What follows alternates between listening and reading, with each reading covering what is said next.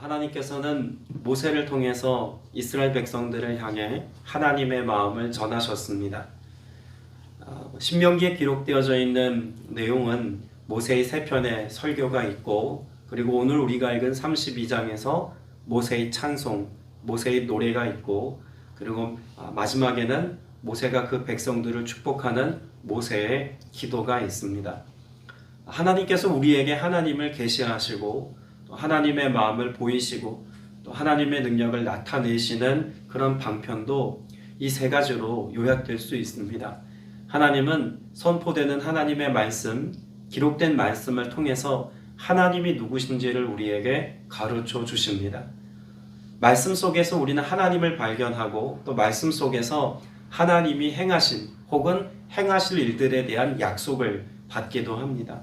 그런 점에서 하나님의 말씀을 읽고 또 그 말씀을 우리가 묵상하여서 청종하라는 신명기의 말씀처럼 하나님의 말씀을 늘 우리의 삶에 가득 담고 또 그 말씀을 준행하는 것은 무척이나 중요한 일이죠. 그러나 더불어 나의 찬송이 있어야 합니다. 하나님께서 우리에게 허락하신 무수히 많은 찬송이 있죠. 우리가 찬송가 288장도 불렀습니다만 이것이 나의 간증이요 이것이 나의 찬송일세 라고 하는 나의 간증, 나의 찬송이 있어야 한다는 이야기입니다. 찬송은 노래의 가사가 함축된 어떤 시적 언어를 가지고 있는 것처럼 우리의 삶에 하나님이 내 인생을 경영하시고 내 삶에 역사하신 무수히 많은 하나님의 역사가 함축되어져서 고백될 수 있는 그런 고백이 우리에게 필요하다는 이야기죠. 교회 속에서 하나님의 행하신 일을 목회자들은 흔히 목회 철학 혹은 목회 가치관이라는 말로 표현하기도 합니다. 이 교회가 과거에 이래왔고 오늘도 이와 같은 사역을 하고 앞으로도 이런 사역을 할 것입니다라고 하는 목회 철학을 말하는 데에는 그 간단한 메시지 안에 하나님이 행하신 일과 또 행하시고자 하신 일과 장차 약속하신 일들에 대한 소망이, 비전이 그 안에 담겨 있는 것입니다. 모세의 노래, 모세의 찬송 안에도 하나님께서 모세라고 하는 인물을 통해서 과거 120년의 그의 생애 속에 행하신 일들이 무엇인지 또 그가 지금 인생의 마지막 순간을 목전에 두고 하나님을 어떻게 노래하고 있는지를 통해서 우리 인생 가운데도 내 노래 되신 하나님을 어떻게 노래해야 할지 또는 말씀해 주고 있다고 볼 수 있는 것입니다. 다음 주에 보게 될 모세의 축복의 기도, 하나님께서 그에게 행하신 일들이 어떻게 자녀들에게 성취되어지기를 소망하는지, 기대하는지, 바라는지 이런 내용들이 담겨 있음을 통해서 하나님께서 우리의 말씀 앞에서의 삶과 오늘 하나님 앞에 예배자로 살아가는 것과 우리가 하나님께 간구해야 될 기도 제목들을 신명기의 마지막 부분에서 잘 다루고 있다는 것입니다.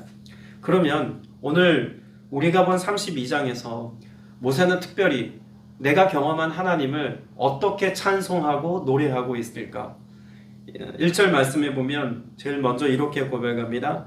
하늘이여 귀를 기울이라 내가 말하리라 땅은 내 입의 말을 들을지어다. 하늘 그리고 땅을 이야기하죠. 하늘부터 땅 그 모든 가득한 곳에 어디에나 계시고 어떤 때라도 역사하신 그 하나님에 관해서 이제 내가 노래하기를 시작할 것이다 라고 지금 선언하는 것입니다. 그러면서 그가 제일 먼저 고백한 것이 무엇이냐면 2절에 내 교훈은 내 인생을 통해서 하나님이 가르쳐 주신 진리는 그 은혜는 이런 것이다 라고 말하죠. 비처럼 내리고 내 말은 이슬처럼 맺히나니 라고 고백합니다. 비와 이슬을 이야기합니다. 여러분, 광야를 지나가는 이스라엘 백성들에게 있어서 가장 생명과 직결된 것이 있었다면 그것은 다름 아닌 비와 이슬일 것입니다.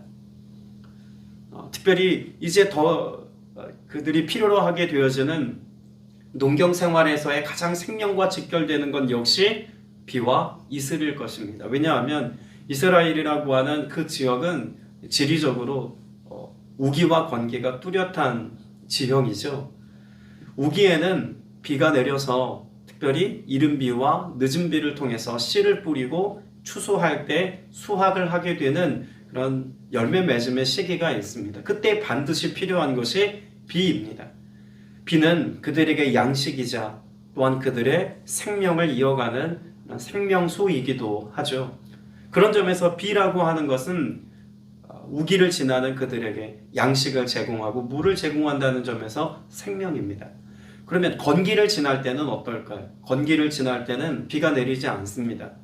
그럴 때에도 그들이 생명을 이어가기 위해서 반드시 필요한 것이 있는데 그것은 이슬입니다. 일교차가 심한 지역이기 때문에 이슬이 우리가 생각하는 정도의 이슬 양이 아닙니다.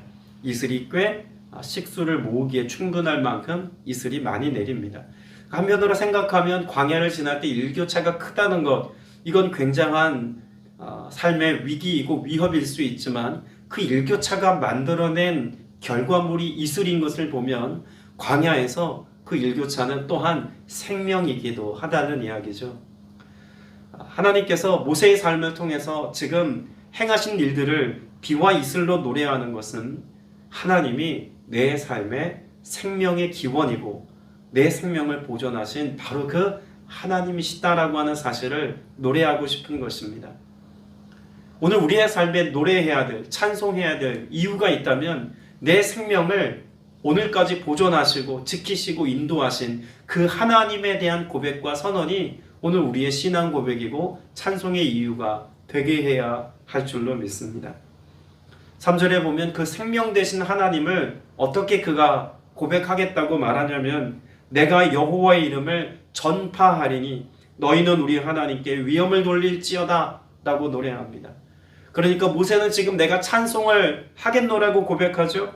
생명 되신 하나님을 찬송하겠노라고 고백합니다. 그런데 그것을 굳이 노래로 찬송으로 만들어서 고백하는 이유는 그 하나님의 위대하심과 생명의 시작이자 기원이자 그 생명의 공급자 되시는 그 하나님을 나 혼자 알고 있기에는 너무나 안타깝다는 이야기입니다. 이제 그 하나님을 내가 그 다음 세대 된 이스라엘 백성들에게 선포하고 전달하여서 노래로 만들어 회자할 것이며 이제는 온 열방에 그 하나님의 위대하심을 그 주님의 높고 위대하심을 내가 노래로 찬송할 것이다 라고 고백하고 있는 것입니다. 여러분 3절에 여호와의 이름, 여러분 여호와의 이름에 관해서는 제가 자주 말씀드리죠. 여호와의 이름은 무엇과 연관이 있습니까? 하나님께서 행하신 일과 연관이 있습니다. 그러니까 단지 하나님의 이름을 내가 찬송합니다가 아니라 하나님이 나와 이스라엘 백성들의 삶에 행하신 하나님의 일들을 내가 노래하고 찬송하여서 그 하나님이 내게 베푸신 행하신 일들을 내가 오늘 감격하며 오늘을 살아갑니다 라고 고백하고 있는 것입니다. 모세는 그 인생 자체가 한편의 드라마 같지 않습니까? 그 인생이 확연하게 초반 40년, 광야 40년, 왕궁에서의 광야에서의 40년, 그리고 출애굽 이후의 40년, 그의 인생이 120년의 삶이 무슨 드라마 장면 나누듯 그렇게 아름다운 인생인 동시에 위대한 인생인 동시에 굴곡이 심했던 인생입니다. 그의 삶의 여정마다 그의 인생의 시간마다 무엇을 경험했다고 그는 지금 고백하고 싶은 겁니까? 내 인생의 드라마틱한 순간마다 하나님의 일하심이 서려 있습니다. 하나님이 말씀하신 것을 이렇게 성취하신 놀라운 이야기가 내 삶의 곳곳에 가득합니다 라고 고백하고 있는 것 아닙니까? 오늘 저와 여러분의 삶도 모세만큼이나 드라마로 만들자면, 영화로 만들자면 굉장히 극적일 겁니다. 각자의 인생에 굴곡이 있고 각자의 삶의 이야기가 있습니다. 그런데 그 이야기 속에 우리의 인생에 남들에게 꺼내어 보인다면 이건 정말 말도 안 되는 일이야 라고 고백할 만한 엄청난 이야기들이 우리의 삶에 각자 있지만 그러나 그 모든 우리의 삶의 스토리 속에 반드시 무엇이 서려 있게 해야 합니까? 하나님이 행하신 일들이 서려 있어서 그 내 인생의 굴곡마다 고비고비마다 하나님이 하신 일들이 이 위대한 일들이었습니다 라고 노래할 수 있는 신앙의 고백과 선포가 우리 안에 있어야 할 줄로 믿습니다. 노래가 되게 해야 합니다. 내게 행하신 하나님의 일, 그것을 노래해야 합니다. 오늘 본문의 말씀에 근거하자면 나의 하나님, 내가 만난 하나님, 내게 행하신 하나님의 이름을 내가 삶으로 노래할 수 있어야 한다는 이야기입니다. 어떤 사람은 여호와 이레의 하나님을 노래할 것이고, 어떤 사람은 여호와 라파의 하나님의 이름을 노래할 것이고, 어떤 사람은 여호와 삼마의 하나님을 노래하지 않겠습니까? 어떤 사람에게는 찌두게나의 하나님을 노래할 수도 있습니다. 그 하나님의 이름, 내게 행하신 하나님의 역사하심이 고백되고 찬송되었을 때 그것을 통해서 하나님의 영광이 오늘 저와 여러분의 삶에 아름다운 열매 맺게 하는 이유가 될 줄로 믿습니다. 그런 하나님의 이름 가운데 그가 꼭 고백하고 싶은 단 하나의 이름의 가치를 꼽으라면 이것입니다 라고 4절에서 이야기합니다. 그는 무수히 많은 하나님의 이름을 경험한 사람입니다. 그리고 무수히 많은 하나님의 역사 속에서 그 하나님의 이름을 발견해내고 모세오경 그 모든 창세기로부터 신명기에 이르기까지 그 모든 하나님의 전 역사를 기록하면서 무수히 많은 하나님의 이름을 고백하고 언급했습니다. 그런 그가 하나님의 이름을 찬송하면서 이 한 가지 이름을 노래합니다. 그 이름이 무엇입니까? 그는 무엇이시니? 반석이시니. 모세가 노래하고 싶었던 그가 마지막 순간에 나의 하나님은 반석이신 하나님이십니다 라고 고백하고 노래하고 찬송하고 있습니다. 성경에서 반석이라고 하는 단어는 모세 이후로 다윗을 통해서 또 혹은 이사야 같은 선지자를 통해서 또는 예수 그리스도의 복음의 선포 메시지 속에서 자주 등장합니다.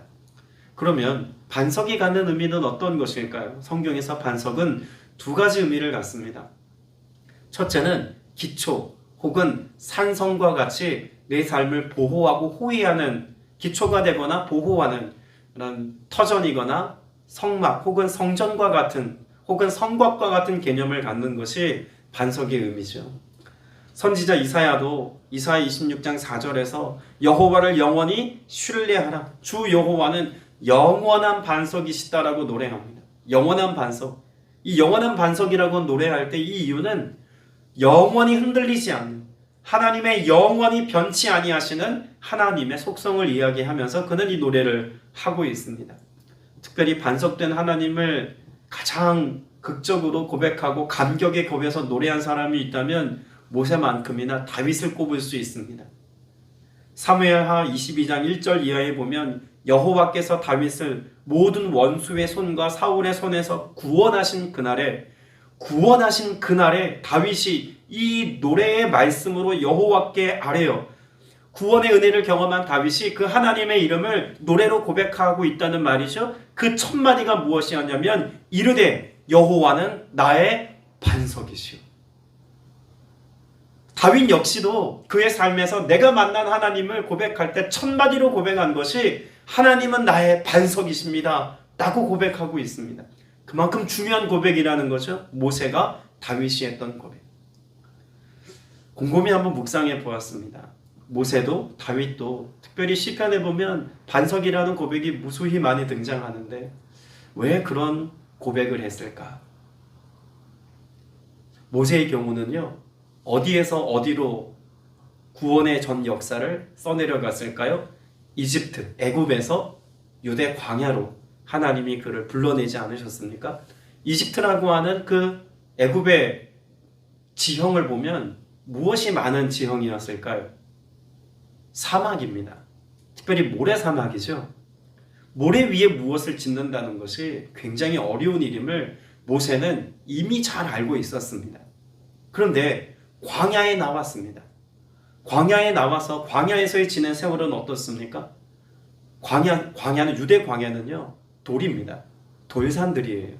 근데 거기에다가는 제단을 쌓고 하나님을 예배하고 하나님께서 허락하신 지역에 진을 치고 그 속에서 하나님의 보호하심을 경험하며 살아왔습니다. 모래 위에 삶을 쌓고 짓는 것과 아무것도 없는 것 같으나 그 반석 위에서 그들의 영적인 기초를 세우고 하나님의 돌봄과 보호하심 속에 만나와 메추라기로 하나님의 구름기둥과 불기둥으로 보호받으며 살아온 것은 현격한 차이가 있음을 그는 고백하고 있는 것입니다. 애굽에서의 삶, 안전한 듯 하나 종이었던 삶은 모래 위에 집을 지은 것과 같고 또 그들이 광야, 아무것도 없는 것 같으나 그 바위 위에 하나님의 인도하심과 보호하심 속에서 그들의 삶을 지탱해온 삶은 아무것도 없는 것 같으나 모든 것을 가진 자의 삶이었다는 것을 모세는 잘 알고 있죠. 다윗도 그렇습니다. 다윗이 대부분의 시간을 보냈던 곳이 광야 아닙니까? 어린 시절은 그런 아버지 이새의 명령을 따라서 목동으로서 대부분 광야에서 보냈습니다. 그리고 그가 승승장구하여서 한 나라의 위대한 영웅으로 불리워진 그때에도 사울의 추격을 피해서 도망자 신세가 되어서 대부분의 시간을 보냈던 곳이 유대 광야입니다. 아무것도 없는 것 같으나 그 속에서 하나님의 보호하심과 내 인생의 기초를 여전히 붙잡고 계시는 하나님의 돌봄을 선명히 경험한 사람이 다윗입니다. 여러분, 우리 인생 가운데도 하나님이 나의 삶의 반석이십니다 라고 노래할 이유가 여기 있습니다. 우리 인생은 각자의 극적인 순간이 있고 위기가 있고 아픔이 있고 꺼내 보이고 싶지 않은 상처가 있고 눈물이 있습니다. 그러나 그와 같은 인생의 굴곡 속에서도 하나님은 내 삶의 반석이 되어주셔서 오늘 여전히 하나님 앞에 예배하는 삶을 살고 여전히 믿음으로 기도하고 하나님의 은혜를 구하는 삶을 살 수 있도록 여기까지 인도하신 것입니다. 모세의 삶의 120년에 그가 하나님을 반석이라고 고백한 것처럼 우리 인생의 마지막 순간에 노래할 이유가 되는 하나님의 이름을 딱 하나 꼽으라고 한다면 우리 역시 하나님이 나의 반석이십니다라고 노래할 수 있어야 하지 않겠습니까? 시편 62편 2절에 다윗의 노래는 이렇습니다. 오직 그만이 나의 반석이시오 나의 구원이시오 나의 요새이시니 내가 크게 흔들리지 아니하리로다. 여러분, 이 하나님의 이름을 붙잡고 우리가 오늘도 기도해야 합니다. 반석이신 하나님, 내가 세파에 흔들려 요동하지 않게 하여 주옵소서. 하나님이 이스라엘 백성들에게 약속하셨던 것처럼 좌로나 우로나 흔들리지 아니하도록 하나님의 말씀에 견고히 붙들려서 그 반석 위에 집을 지은 자와 같이 오늘 내 삶이 믿음에서 요동하지 아니하고 순전한 하나님의 거룩한 백성으로서의 삶을 살게 하여 주옵소서. 여러분, 이 기도가 여러분의 간구 되시기를 바랍니다. 예수님께서 베드로를 축복하시죠. 그 이름을 베드로라고 불러주십니다. 마태복음 16장 18절에 또 내가 내게 이르노니 너는 베드로라. 내가 이 반석 위에 내 교회를 세우리니 음부의 권세가 이기지 못하리라. 여러분, 우리의 삶에 음부의 권세가 끊임없이 도전해 옵니다. 여기에서 우리가 승리하는 삶을 살고 무너지지 않는 삶을 살려면 우리는 어떤 삶이어야 한다는 것입니까? 반석 위에 교회를 짓듯 반석 위에 성전된 나의 삶의 기초를 놓고 그 위에 말씀의 터전을 삼아서 하나님이 신 은혜의 집을 짓고 우리는 살아가야 합니다. 흔들리지 않는 영성, 흔들리지 않는 믿음의 가치를 따라 오늘을 살아갈 수 있는 것은 예수 그리스도, 반석 되신 예수 그리스도 위에 우리의 삶의 기초를 놓고 주와 더불어 사는 것입니다.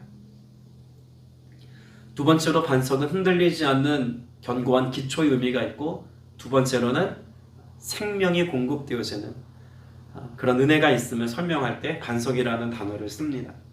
반석은 광야를 지나는 이스라엘 백성들에게는 기초라는 의미보다 사실 의미가 더 강하겠죠.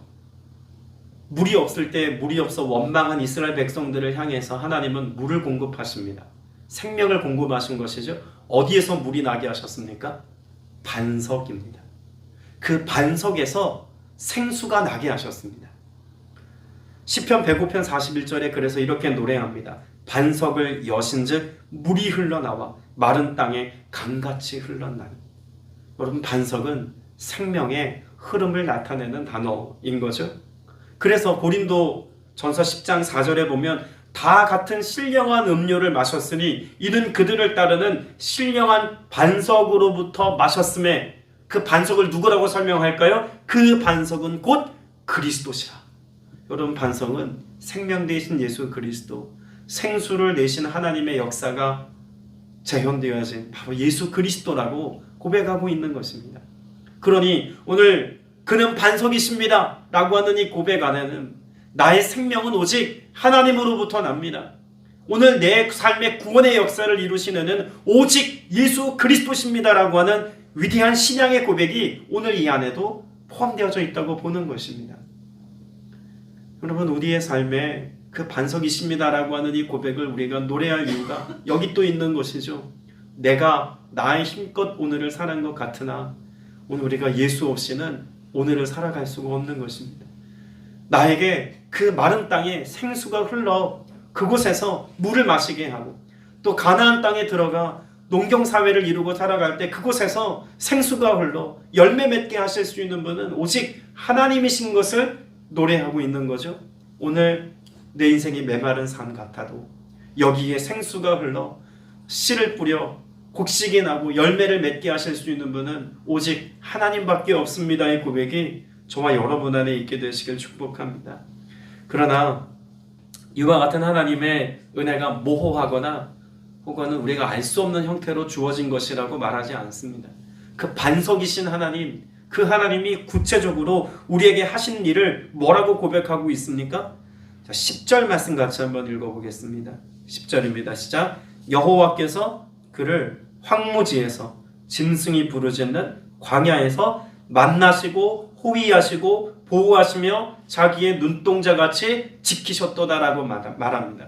여러분 네 가지를 말하죠. 만나시고 호위하시고 보호하시며 지키셨도다. 여러분 이것을 한마디로 요약하면 뭐라고 말할 수 있을까요?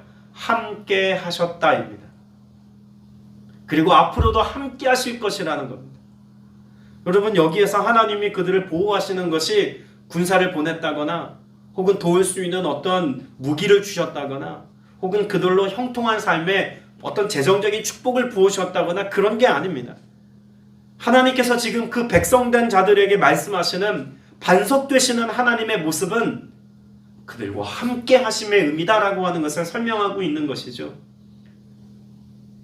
하나님이 함께 하셨기에 그 만남으로 인하여서 하나님의 살아계심을 경험하고 이 안에서 위안받을 수 있었습니다.